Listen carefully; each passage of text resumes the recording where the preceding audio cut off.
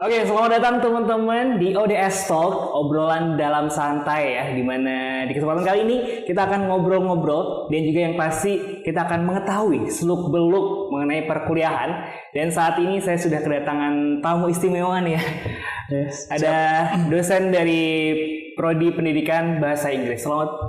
Ini mungkin buat yang nonton mungkin bisa selamat pagi, selamat sore, selamat malam gitu ya Pak. Oke. Selamat datang Bapak. Selamat datang juga. Oke, mungkin bisa dikenalin lebih lanjut. Oke. Terima kasih teman-teman. Assalamualaikum warahmatullahi wabarakatuh. Waalaikumsalam. Saya Titis Setiabudi, Kaprodi Pendidikan Bahasa Inggris.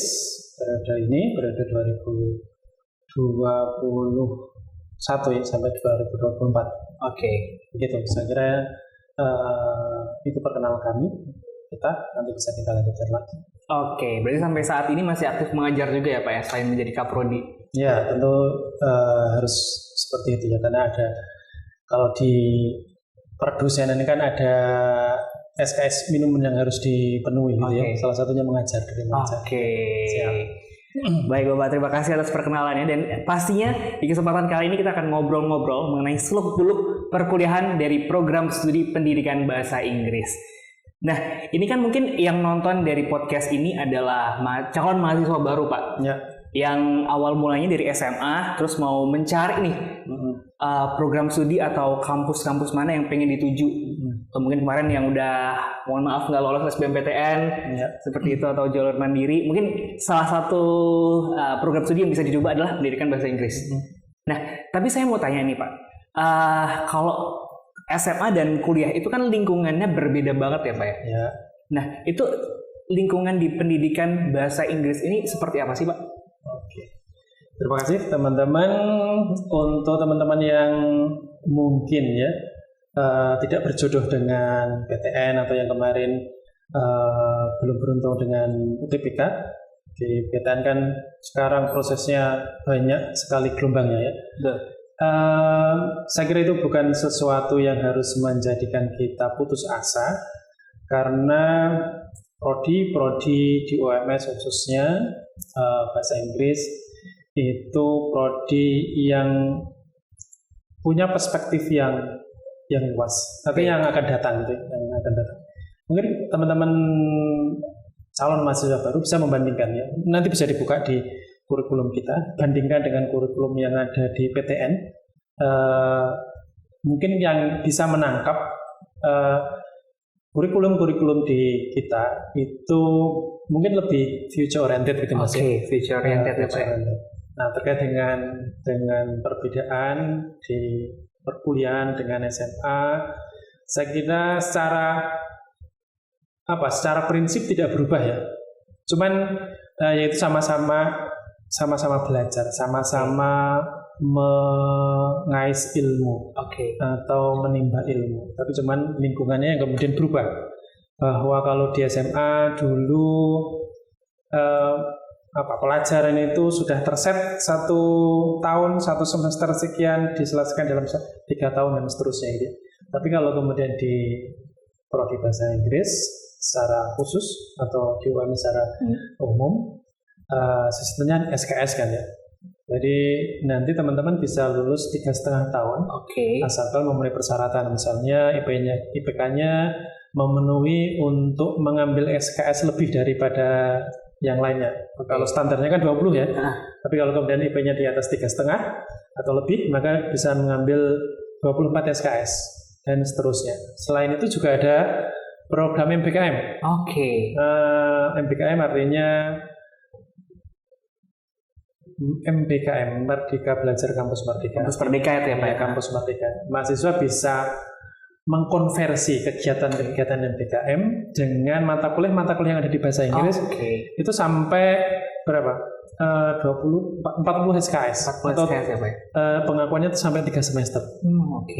Saya kira itu pengalaman yang unik, pengalaman yang luar biasa, karena nanti teman-teman bisa mengalaminya. Kegiatannya bisa kampus mengajar, yaitu kampus mengajar itu nanti teman-teman akan mengajar di sekolah-sekolah yang sekarang luring itu di SMP, atau kredit transfer di pendidikan bahasa Inggris. Kemarin ada program PPKM ya, kredit transfer ke ke Filipina, ke Malaysia, itu pengakuan diri akui juga. Oke. Nah, saya kira itu beberapa program yang nanti bisa dialami teman-teman di bahasa Inggris. Oke, karena kan juga MBKM ini baru bisa kita nikmati fasilitasnya beberapa tahun belakangan ini ya Pak ya? Ya, betul. Jadi mungkin sambil kuliah bisa lebih mengeksplor lagi gitu kan. Gimana? Ada studi independen juga kan Pak? Studi independen, ada kewirausahaan. Salah satunya itu di mahasiswa kami, Mas Fajrul itu bikin usaha, dia merintis pengelolaan media sosial. Nah, dia mengelola media sosial yang ada di Prodi, di Perpus atau di tempat-tempat yang lain itu. Itu teman saya Pak kebetulan. Oh ya. Fajrul Pak kan? Ya, Fajrul. Oke. Itu yang tadi mungkin seluk-beluk awal mula dari lingkungan di Prodi Pendidikan Bahasa Inggris Universitas Muhammadiyah Surakarta pastinya. Terus nih Pak, saya pengen tanya, ini kan nama prodinya adalah Pendidikan Bahasa Inggris. Apakah prospek kerja dari Pendidikan Bahasa Inggris ini akan selalu menjadi guru? Ya. Atau bisa mungkin ada prospek kerja yang lain Pak? Oke. Ya. Pendidikan Bahasa Inggris di dalam naungan Fakultas Keguruan dan Ilmu Pendidikan, gitu ya. Tentu majornya, utamanya itu mahasiswa akan dibekali dengan ilmu-ilmu keguruan, ilmu-ilmu yang akan mengarahkan mereka menjadi, kalau profesinya menjadi guru ya, tapi lebih daripada itu, yaitu mempunyai karakter guru. Oke. Karakter ya, yang penting karakter ya. Karakter guru yang Islami apa? Ya seperti nilai-nilai yang diajarkan di Muhammadiyah gitu ya. Kenapa karakter itu penting? Karena setiap orang bisa menjadi guru, Mas. Oh iya. Walaupun dia tidak berprofesi sebagai guru SD, SMP atau dosen, tapi setiap orang itu punya kemampuan untuk mengajar, ya, untuk memberitahu, untuk membuat seseorang lebih pintar dan seterusnya. Oke. Dan makanya kalau hadis Nabi itu bilang bahwa salah satu amal yang pahalanya tidak terputus, ada salah satunya adalah ilmu yang bermanfaat. Dan ilmu yang bermanfaat bukan hanya dari guru, tapi dari siapapun. Nah, kami membekali mahasiswa itu dengan karakter guru. Jadi mereka bisa menjadi guru, oke. Mereka bisa menjadi anggota DPR. Barusan kami kuliah umum dengan anggota DPR yang alumni kami, namanya Pak Ibnu Multazam. Beliau ada di Komisi 4. Komisi 4 itu Komisi HAM dan Pertahanan kalau tidak salah. Barusan saja beliau bercerita banyak hal kepada teman-teman semester 2, 3, 2, 4, dan 6 tadi ya. Dan begini, kalau di Pendidikan Bahasa Inggris atau Fakultas Keguruan itu kan mahasiswa punya banyak kesempatan untuk presentasi, Mas. Ada PLP1, PLP2, PLP3, ada KKN Dik. Kemudian ada praktek mengajar. Yang kemampuan itu sebenarnya mengasah kemampuan kita berpresentasi. Ya. Nah, kemampuan presentasi itu bermanfaat di manapun ya. Mau bekerja di perusahaan multinasional, alumni kami banyak, atau kemudian menjadi guru atau dosen pasti itu. Lalu ada alumni kita yang di Amerika atau di Australia, mereka sudah menjadi guru, tapi juga bisa yang di Amerika itu jadi adventure kalau tidak salah. Jadi saya kira peluang-peluang karir itu terbuka luas. Guru itu profesinya, karakter guru itu menjadi sangat luas. Tidak hanya menjadi guru, tapi bisa juga membangun sekolahan ya. Mungkin teman-teman ketika mereka PLP1 itu kan mereka observasi ke sekolah ya. Mereka tahu mereka tahu sekolah itu permasalahan seperti apa, permasalahan siswa seperti apa. Nah itu saya kira kalau kemudian mereka berinisiasi misalnya membuat sekolah yang ideal, karena di mata kuliah kami ada mata kuliah namanya SLBD, Service Language Program Design, mendesain program-program pembelajaran khususnya bahasa Inggris. Nah saya kira itu bisa dikembangkan menjadi banyak hal gitu. Oke, jadi prospek kerja dari program studi pendidikan bahasa Inggris ini bisa jadi apa aja, tapi tetap dengan prinsip keguruan ya Pak ya. Bisa bermanfaat buat orang lain intinya, terus juga bisa membagikan ilmu-ilmu yang bermanfaat juga buat orang sekitarnya. Jadi karakter itu yang akan dimiliki oleh mungkin mahasiswa-mahasiswa baru yang masuk ke program studi pendidikan bahasa Inggris sendiri ya Pak. Iya. Dan itu diamini oleh alumni-alumni kita ya. Kemarin pas tasyakuran wisuda calon wisudawan itu ada pesantren di Boyolali itu ya. Itu ustadz atau gurunya 50% dari UMS FKIP dan kepala sekolahnya juga dari FKIP. Kemudian ketika memberikan kesan-pesan, beliau mengatakan seperti ini. Kalau yang mendaftar ke kami itu alumni FKIP UMS, maka kami tidak ragu untuk menerimanya. Makanya hampir 50% kemudian guru ustadznya itu dari alumni FKIP UMS. Wah, keren banget Bapak ya. Prospeknya udah pasti banyak alumni dari pendidikan bahasa Inggris ini yang emang udah ada namanya, bahkan tadi ada yang udah jadi anggota dewan, terus juga punya prestasi dalam bidangnya masing-masing. Mungkin sebelum lupa, di pendidikan bahasa Inggris itu ada mata kuliah pilihan yang bisa mengantarkan teman-teman mahasiswa menekuni profesi-profesi selain guru. Misalnya ada perhotelan. Perhotelan itu teman-teman alumni yang bekerja di Hotel Aston atau yang di Jogja itu Hotel Hyatt, itu ada beberapa. Kemudian ada perhotelan, ada tourism. Tourism teman-teman yang mereka berkecimpung di tourism biasanya akan mengelola perjalanan wisata. Karena tour guide gitu ya Pak? Tour guide, bukan tour guide, tapi mereka mengelolanya, gitu, mengelola perjalanan wisata, ke manajemennya. Kayak travel agent gitu. Ya, betul. Kemudian ada broadcasting. Broadcasting mereka diajari penyiaran. Lalu jurnalism. Jurnalism teman-teman alumni kita yang jadi wartawan saya kira banyak atau mempunyai kemampuan untuk membuat berita, membacakan berita dan sebagainya. Saya kira diasah di pendidikan bahasa Inggris. Dan nggak cuman membuat berita dan juga jurnalis, tapi juga berbahasa Inggrisnya dengan fluent juga ya Pak ya? Tentu gitu ya kalau itu. Dan ada banyak media-media di prodi pendidikan bahasa Inggris yang mampu mengasah bahasa Inggris teman-teman mahasiswa itu lebih fluent ya. Misalnya setiap Sabtu kita ada SEGA. SEGA itu Saturday English Gathering Activities.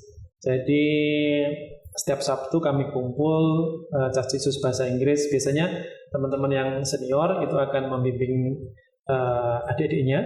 Itu seperti kalau di Kemuhammadiyaan itu mentoring. Mentoring. Lalu ada klub debate kalau nggak salah, MEDS, Muhammadiyah English Debate Club. Ada majalah campus, ada kursus bahasa Inggris yang dikelola oleh mahasiswa kita, namanya MUEK. MUEK. Itu masuknya UKM ya Pak ya? Iya. Saya kira itu media-media sarana-sarana yang bisa digunakan oleh mahasiswa untuk mengasah kemampuan bahasa Inggrisnya. Selain juga prodi itu mendorong mahasiswa-mahasiswa untuk berprestasi, khususnya prestasi internasional ya. Dalam waktu dekat kami akan mengirim 6 mahasiswa kami ke Malaysia untuk mengajar di sana, program seperti KKND gitu ya. Kemudian dalam waktu dekat short course, ada short course di Harvard yang insya Allah juga akan kita kirim 2 orang mahasiswa ya. Lalu apalagi kompetisi-kompetisi internasional seperti penulisan. Ini saya sedang mendorong mahasiswa-mahasiswa yang saya ajar untuk mengikuti kompetisi penulisan esai internasional gitu ya. Nah, mudah-mudahan nanti ada yang netas di sana ya. Jadi udah ada banyak wadah-wadah juga untuk lebih mengeksplor dalam program studi bahasa Inggris tadi ya Pak ya. Iya.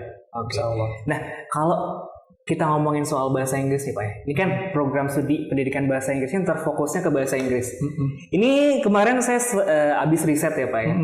Saya membaca dalam sebuah riset itu ada laporan indeks kecakapan bahasa Inggris atau English Proficiency Index di 2021. Itu menunjukkan bahwa Indonesia itu kecakapan bahasa Inggrisnya masih rendah, Pak.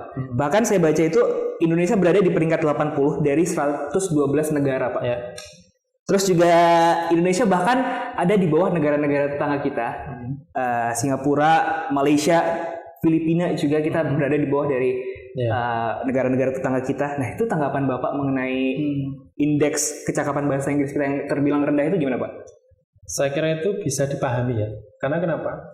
Karena di bahasa Inggrisnya Malaysia, Singapura, Filipina, itu kan bahasa Inggris menjadi second language, Mas. Udah dibiasakan dari kecil gitu. Jadi ada, kalau kita kan English itu jadi foreign language ya. Tapi bagi mereka itu second language. Jadi ada ESL namanya. Nah, saya kira itu faktanya seperti itu memang. Tapi itu sebuah challenge, sebuah tantangan. Kita ambil positifnya saja bahwa kita kurang di situ, oke. Tapi kemudian itu berkah juga bagi kita. Alhamdulillah, kita yang pertama itu pasti harus bersyukur dan kita harus berbaik sangka kepada Allah. Artinya kita diberi kemampuan untuk mengelolanya itu. Nah, dulu kita punya undang-undang tentang apa itu Mas ya? Tentang sekolah berstandar internasional. Dulu bahasa Inggris itu sudah dimulai sejak SD, masuk kurikulum gitu ya. Itu. Tapi kemudian undang-undang itu kan kemudian direvisi karena ada kritik dari masyarakat. Sekarang kan bahasa Inggris bukan menjadi muatan wajib lagi, muatan lokal. Tapi itu positif saja ya, saya kira. Mungkin untuk membangun kecintaan kita kepada bahasa Indonesia kita ya. Karena di Undang-Undang Nomor 33 kalau nggak salah tentang kebahasaan itu kan kita harus berbangga dengan bahasa Indonesia itu. Jadi artinya kalau nanti sejak kecil kita sudah mengajarkan bahasa asing, mungkin takutnya kemudian bahasa Indonesia terlewatkan. Tapi kita perlu akselerasi ya. Kita perlu akselerasi bagaimana kemudian kemampuan bahasa Inggris kita itu meningkat sejak SMP, SMA, apalagi kemudian di perguruan tinggi. Karena secara nature, secara natural, bahasa itu kan bungkus ya. Bahasa itu media ya. Bahasa itu harus dikuasai oleh siapapun dengan ilmu apapun. Ilmu matematika, penyampaiannya dengan apa? Dengan bahasa kan ya. Kimia, fisika, biologi dan macam-macam perlu menggunakan bahasa. Nah sekarang ini kan kita tidak bisa memungkiri bahwa bahasa Inggris itu adalah bahasa pengetahuan. Semua pengetahuan jurnal-jurnal internasional itu pasti berbahasa Inggris. Mau tidak mau kita harus menguasainya. Kalau kemudian kita mau negara kita maju, kita harus bisa berbahasa Inggris, membaca, mengadopsi teknologi, ilmu pengetahuan, maka kita harus bisa berbahasa Inggris dulu, baru kemudian kita tahu kontennya, gitu ya. Nah, saya kira terkait dengan riset tadi, saya kira kita harus ambil positifnya saja. Berarti kita perlu akselerasi, kita perlu percepatan. Nah, itu nanti akan memunculkan program-program untuk akselerasi bagaimana bagaimana mahasiswa itu berbahasa Inggris dengan baik. Nah, saya kira pelajaran-pelajaran di sekolah, khususnya di SMP SMA, itu perlu program-program akselerasi yang lain mungkin ya. Nah, itu mungkin itu jadi challenge, tapi juga jadi opportunity kita, kesempatan kita untuk men-encourage, men-enforce terus program-program pembelajaran bahasa Inggris agar indeksnya bisa naik gitu ya. Oke.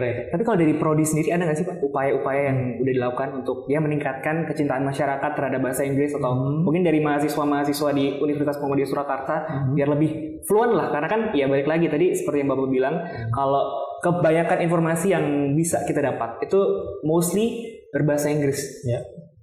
Saya kira begini. Setiap prodi itu punya tanggung jawab moral dan sosial ya. Tentu di prodi bahasa Inggris kami harus memastikan dulu bahwa mahasiswa prodi bahasa Inggris itu harus fluent dalam bahasa Inggrisnya. Makanya kemudian untuk mata kuliah skill seperti listening, reading, speaking dan writing di prodi itu tidak boleh ada nilai D-nya. Oke. Saya kira itu batas standarnya seperti itu. Kemudian kalau di prodi itu kan ada pengabdian, ada program pengabdian masyarakat ya. Baik dosen maupun mahasiswa, atau seringnya bekerja sama ya dosen dengan mahasiswa. Misalnya kita kemarin program pengabdian ke MI Muhammadiyah di Jatisari atau ke sekolah-sekolah yang lain. Dan melalui produk-produk yang kami ciptakan, misalnya dosen kami Pak Sigit itu membuat Semante itu aplikasi tes bahasa Inggris ya.